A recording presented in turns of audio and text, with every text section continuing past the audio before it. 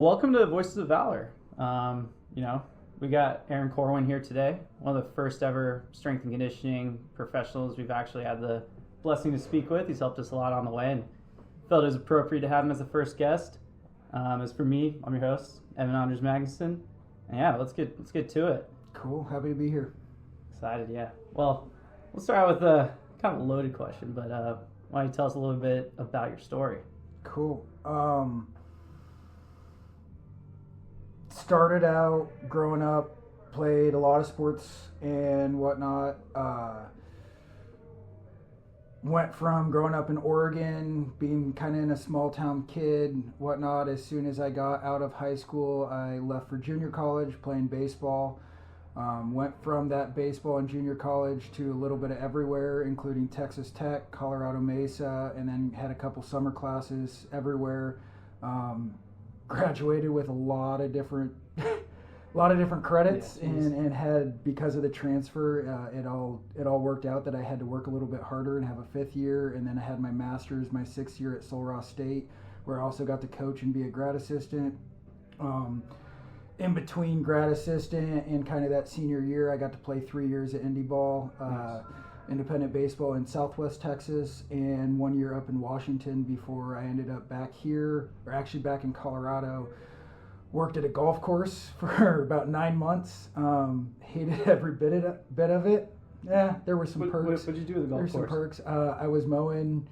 I mowed everything except fairways. So mowed greens, I raked bunkers, I mowed approaches, I mowed tee boxes. I did a little bit of everything. Just you wake up at 5 a.m. and you beat everyone at the course and get everything nice before everyone starts playing, and then you wake up and do it again the next day. You're like the guy in Caddyshack. Pretty much.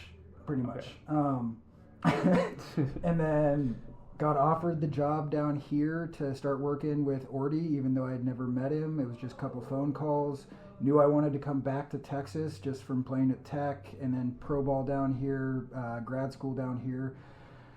Got offered the job, took it, moved down here, and have been working now since with Orty, Strike Performance, VFG. We've evolved along the way, all those different places. It's been now more than a decade. Love it. Started in the Pacific Northwest, did some time in Colorado, but now's a true Texan. A little bit. It's almost half my life here in Texas, so we can go either way. There you go. Well, it sounds like you play a lot of college ball. Why don't you tell us a little bit about your journey, in specific to you being a baseball athlete? Baseball was always the number one sport, passion, all that. Like, love playing basketball, love playing football, love golf. Still get to play golf now, which is nice because there isn't as much of an age limit or age gap. Baseball was number one. Was very fortunate to set some records in Oregon coming that senior year that kind of still hold today, which is kind of cool. And then got lucky enough to play junior college, got recruited out of there, got recruited from junior college after my freshman year to go play at Texas Tech, had a blast there, great sophomore year. Had a great 2 years there, and then knowing when coaches change and whatnot, I had to find a new school for my senior year, so I ended up in Colorado. Colorado then took me to, I went back and got my fifth year, but after my senior year got invited to play some indie ball down in Southwest Texas, and ended up there. Been a little bit everywhere, got to see a lot of the country, got to see a lot of everything, so I had a blast. Get to hold some records and all that, but What was your favorite level of play? Oh, that's hard. Just because I think there were good moments at every single level. Really hard. I would say pro ball's always fun. Indie ball's a little bit rougher, as you're not making a whole lot of money and you're doing it truly because you love the game. Mm-hmm. I met so many cool people at every single spot, but a lot of cool people in pro ball that kind of, baseball is such a small world that you have so many connections of this guy knows this guy knows this guy, right. And you just start to develop those friendships through it. That pro ball was really cool just because everyone's coming from a different place, where college is a little bit different, of like, you still got guys coming from different places, but a little bit more centered or like regional. Where obviously playing at Texas Tech, you have a lot of kids from Texas, not a lot of kids from Oregon. But I don't know if I could pick a favorite spot just because I think the relationships, teammates, everyone that I met along the way, like that's the most memorable stuff going there. Guys, you loved your journey. Mm-hmm. Yeah. Awesome. And what led you to kind of become a practitioner? I know you said you got that coaching job. Is that kind of what kicked it off? I knew. I guess I could take a couple steps back. From my freshman year of college, knew I wanted to play at the highest level I could possibly play at. I got invited to do a couple workouts and whatnot with a strength conditioning guy back home that I kind of knew before. He tuned me into a guy named Eric Cressy. Okay. Eric Cressy, obviously we can dive into him for a while, but essentially he tuned me into Eric Cressy and what he was doing. At that time in my college academic career, I had no idea what I was doing, so I actually started off as a business guy. And after that first year, I saw what Eric Cressy was doing within his facility, within the weight room, within the sports performance area, the business side, like all of it, and saw his like 9-minute promo video, and I was like, that's what I want to do. There you go. So it started out from like, that's what Cressy's doing. This is going to help me as a baseball player, and that was my main focus. Is I want to play at the highest level. Academics aside, I want to play at the highest level. And then as soon as I got out, knowing that I was still doing the academic side of undergrad, master's degree, working on certifications, everything there, Eric kind of influence of like, I'm working on this. I'm now done playing. What's this now look like now that my baseball playing career is done? Let's make it more of a coaching career. And then I got fortunate enough to team up with Daniel Ortmeyer and gave me a job and has given me a lot of responsibility in making that happen. So is that for like the younger practitioners out there, kind of understanding and learning the business side of the field? Is that something you would say is important then? Great question. Yeah, I think it depends on the avenue you want to go. Okay. There's a lot of different ways that you can now take kinesiology degrees, whether it's pure athletic training and kind of that medical staff, whatnot. You can go full physical therapy side.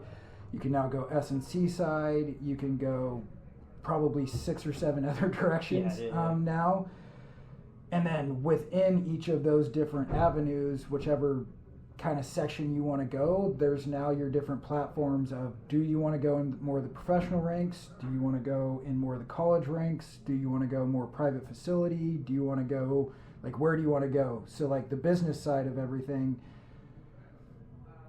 not that I don't think a college or professional S&C guy needs to know, but I think more in the private sector, because whether you're starting your own facility by yourself or you're fortunate to be around some special people that are helping you along that way, understanding the business side and understanding kind of the moves that your bosses are trying to make, that you're trying to make, that either people underneath you or the athletes, now that you're coaching, if you can understand some of the business side, I think you have a lot of advantages that put you ahead of competition.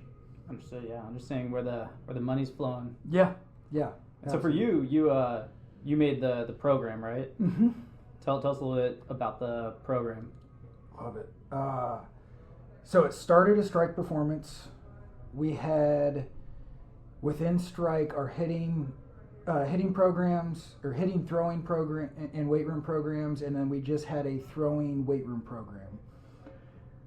Those now developed into, I was running 8 weeks during the summer and 8 weeks during the winter. Fantastic programs. We had a blast. We had a lot of kids in there, helped a lot of kids. I had the idea, not just me, we had the idea of what getting progress reports and getting everything done and getting results in 8 weeks in the weight room is tough. Yeah. And not only is it tough, we still have a testing week 1, and we have a finals testing week or last week. So now it's really only training for 6 weeks, although there's some intrinsic ways you can make that happen. That it was just really, really hard to do. We didn't have an assessment process. We didn't have any type of movement. It was get in, get to work. After 40 minutes, go do throwing. After 40 minutes, go do hitting. And we just kind of cycled through. So that kind of built the idea of the program. And the program is our strength conditioning that is now year-round within a kind of monthly fee, unlimited classes, everything there that now you step foot in the weight room and you have an initial movement assessment that we now do with Brave Valor and all those suits. It started way back with like Y balance tests and FMS tests and all that, so it's evolved a lot along the way, and now being able to add the technology and make our lives a little bit easier. Into now that year-round program. As soon as they do their initial assessment, they're diving into semi-private classes. We're now running those semi-private classes with individualized programming off of what we see with the assessment, and trying to give athletes a product that are not only going to deliver results in the weight room, deliver results outside of the weight room, on the field, and hopefully, if we do our job right, helping young kids become men and start to learn some life skills. Absolutely. There's some character traits they'll learn working with you, right? Hope so. But it's not, it's fully integrated with baseball, which is awesome. It's not some separate facility they have to go to. It's quite literally right there, right next to the cages and the mounds. And you're probably the first person actually, back when we were Brave, to help us with digitizing the movement assessments, because you're previously using modified FMS, SFMA. Yep, modified FMS, Y balance. I wasn't quite, just because I'm not a doctor. I kind of try and stay in my lane. So a lot of SFMA stuff I'm familiar with. I use in pieces when I can, but trying to stay in my lane. Right. That said, it went from I have to do everything on an Excel spreadsheet. I have to now run tests a certain different way. Everything like hands-on is good, and we still try and stay hands-on, but it was very subjective. Right. In terms of, this is your Y balance test or your FMS test. I'm grading you on this scale based off of the certifications I got previously, and what I would grade an athlete may be way different than what someone else grades an athlete. We're both seeing the same things. We're both trying to work on that, and it still provided a good product in the weight room, but it definitely was more time consuming and a lot more subjective. Right. I mean, there'll never be something that takes the coach's eye out of it, right? But as for you with Valor, it comes down to time saving, just getting that objective opinion, that may not opinion, but matching your opinion with that objective data. That's kind of the reason you kind of jumped on it. I mean, you're kind of the person that led us to develop this.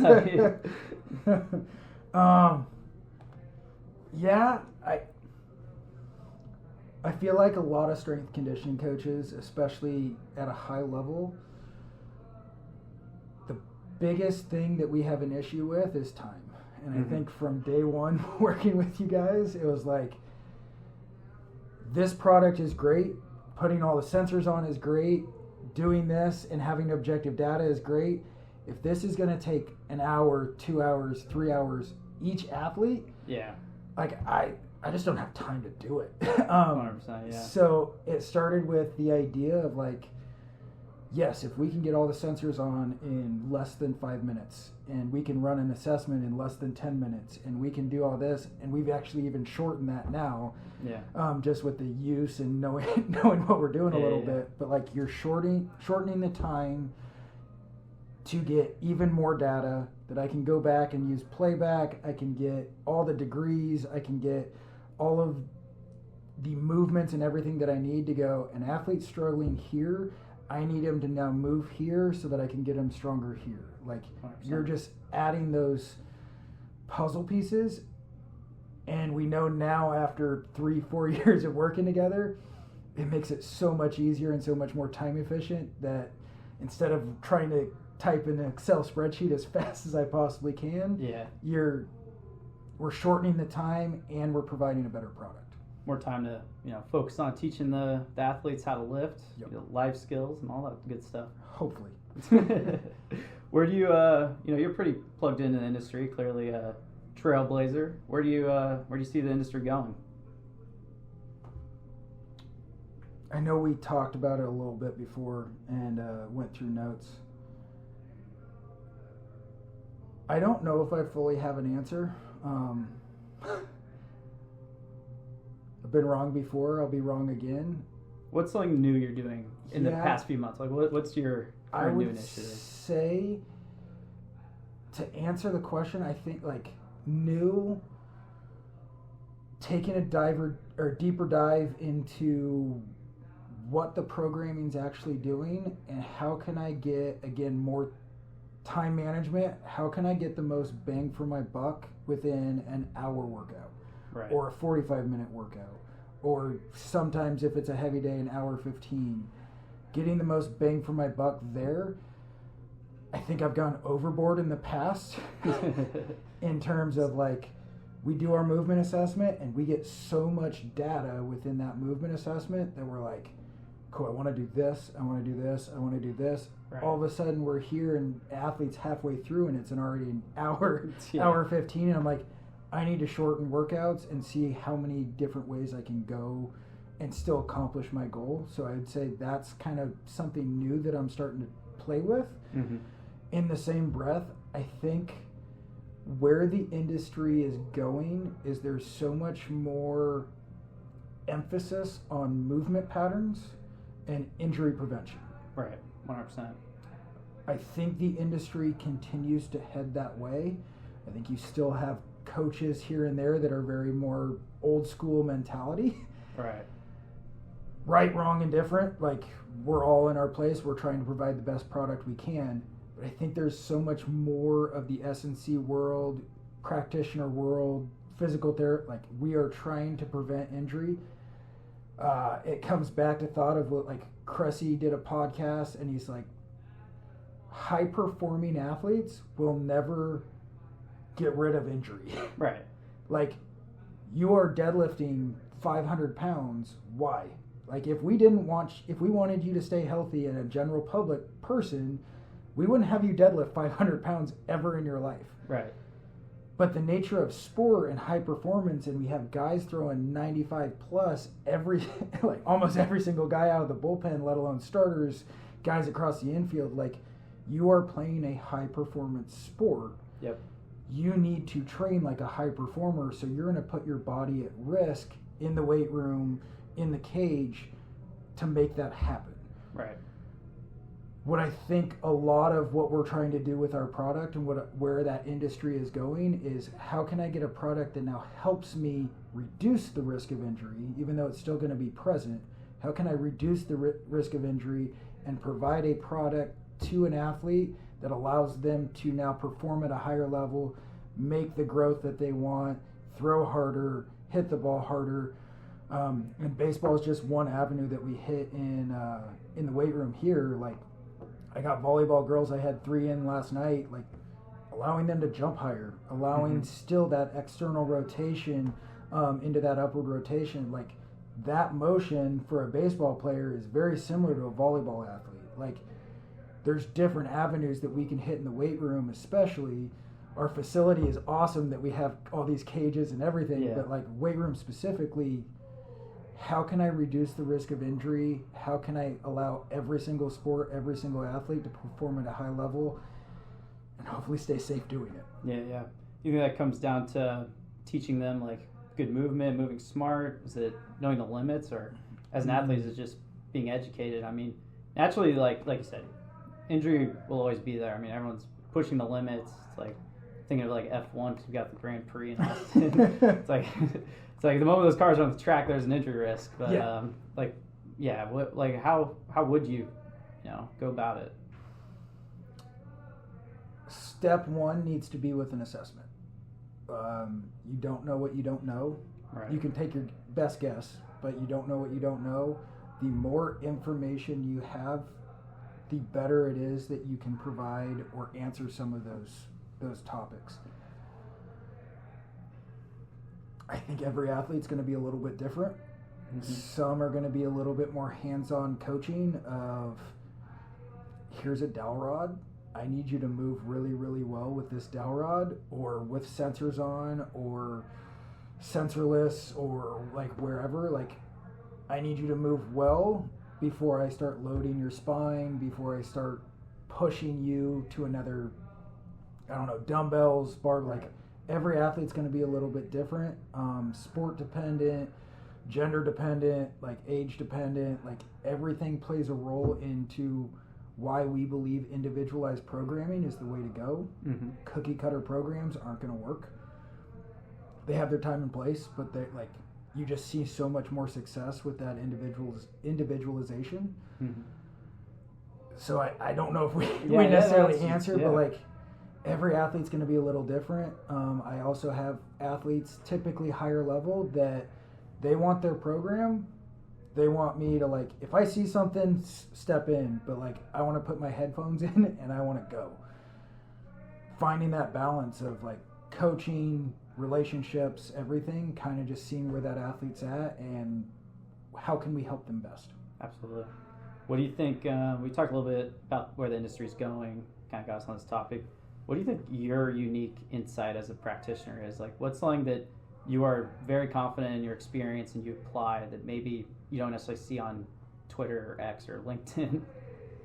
Love it. Another tough one. I would probably say that I emphasize, within my scope of practice still, I emphasize soft tissue work. Okay. And mobilization and stabilization probably more than the average S&C coach. Yeah. We still need to learn how to squat. We still need to learn how to deadlift, hip hinge, press, pull, all that. I still find those very important, and they're still in every single one of my workouts and whatnot. But I think I take that extra step of, I want to break up tissue, soft tissue work.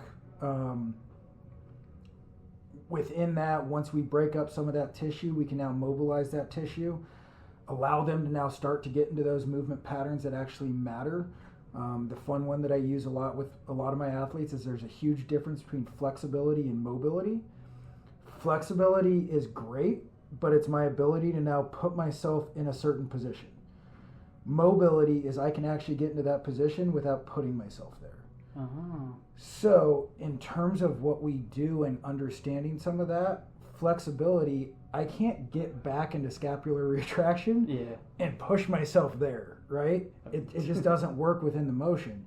But if I have the mobility to now allow my scaps to work, allow my shoulder to get through those range of motions, whatnot, that's kind of the emphasis that I take in terms of like, cool, we break up tissue because we're super tight or we can't get there. Now after we did all the soft tissue work, how do we now put you into some mobility drills and take an emphasis with it to now fix some of those movement patterns or help with injury prevention or help with some of those topics that we just talked about? Yeah. Now I want to strengthen, still squats, hip hinge, all of that. I want to strengthen and solidify those movement patterns. If I can kind of follow that step by step, I've seen a ton of results with it. So I would say that I take more of that emphasis with that breaking up tissue and mobility. What I'm finding currently is I've probably gone overboard a little bit. We call it limit testing. So like, I need to take a step back and still get the most bang for our buck.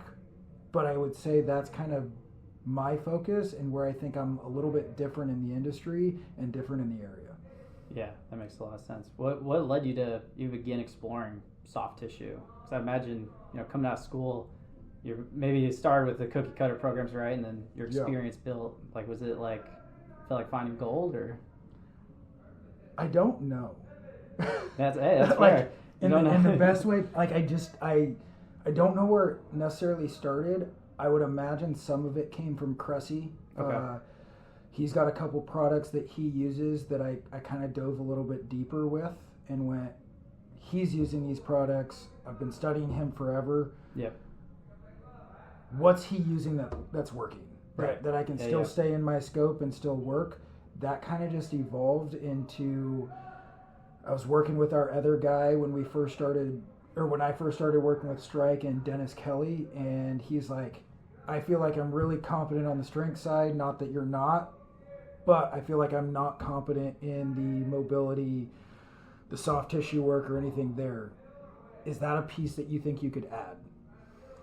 At the time, I probably lied to my, told a white lie and was like, yeah, I got it. Yeah.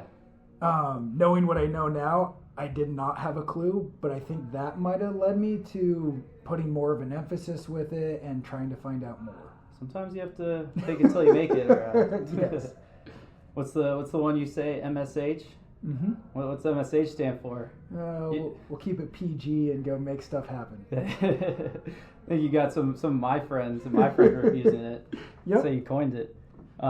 Maybe switching gears a little bit. In your experience, what's the difference between a good athlete and a great athlete? Like, what do you think really leads to one word: consistency. Consistency. I think there's a lot of words, a lot of ways you could go. Like, my most consistent athletes by far make the most growth. That allows you to go from good to great. Right. Doesn't always work out. Like, if your goal depends on your goal, your focus, depends on the athlete. Like, some athletes max out at high school baseball or high school sports, varsity sports. Like, it is what it is. Like, 5%, 3%, 5% make it to college, play in college, and point whatever 1% makes it to the big leagues. Like, you're gonna have people that become doctors and lawyers and whatnot. Hey, we need those. Yeah. So within that, like,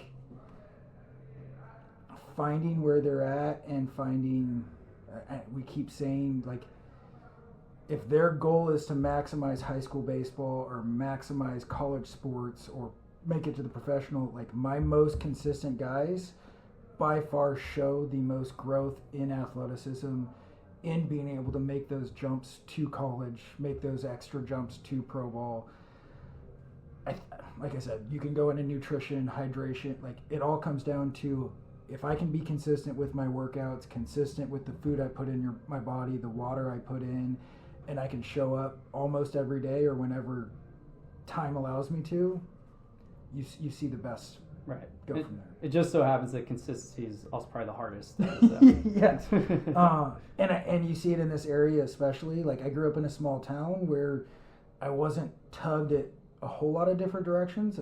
There were still some, but, like, you have your select team here. You have high school sports here. You have now your high school coach wants to run a weight room here.